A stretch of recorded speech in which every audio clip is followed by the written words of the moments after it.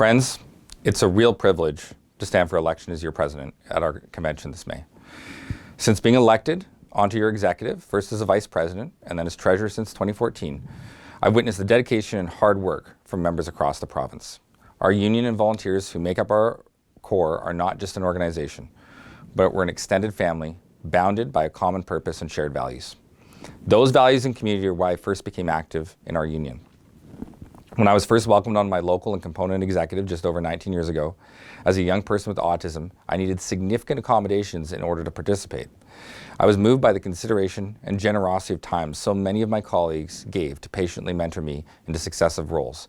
And that should be everyone's experience coming into our union. We've come a long way over the past decade to modernize and reform our union. I'm proud of the many accomplishments we've made together, and I've tried to outline some of those in my written candidate statement in the provincial that's also available on the convention website. Modernization and transformation is a process, and we're not at our destination. The important changes we've implemented aside, we have much work to do, and that's why I'm running for president of the union. It's not enough to democratically transform our finance and governance. We must create a living culture and use those resources to win tangible and substantial gains for our members. As president, I will prioritize providing activists and staff with the tools that we need to accomplish our goals. Accurate membership lists, transparent and timely communications, and robust mechanisms to track timelines. Every member of this union should have a full orientation when they join. I'm committed to implementing comprehensive member-to-member facilitation and training across the union, expanding our successful organizing training, and ensuring local executives and bargaining committees get meaningful and comprehensive training directly from other members to be successful in their roles.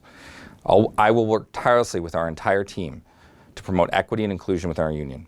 There are many who want to divide us on the basis of identity and orientation, and we know all too well that barriers to participation based on discrimination are tactics used by our opponents to compromise our efforts for meaningful economic justice. In this province on unceded First Nations land, the focus must first be on confronting the ongoing dark legacy of cultural oppression and advancing meaningful reconciliation. We have hard challenges coming forward with bargaining. I've heard from many of you the concerns you've had with cost of living, the lack of coordination between our various bargaining tables. Strong partnerships, both internally and externally, are essential to winning gains. And together, we will build this coalition and strategy necessary to win contracts that address the need for us to catch up and keep up. I ask for your support and trust in this election. Let's work together, building a stronger, more resilient, and effective union that's a force for positive change. Thank you.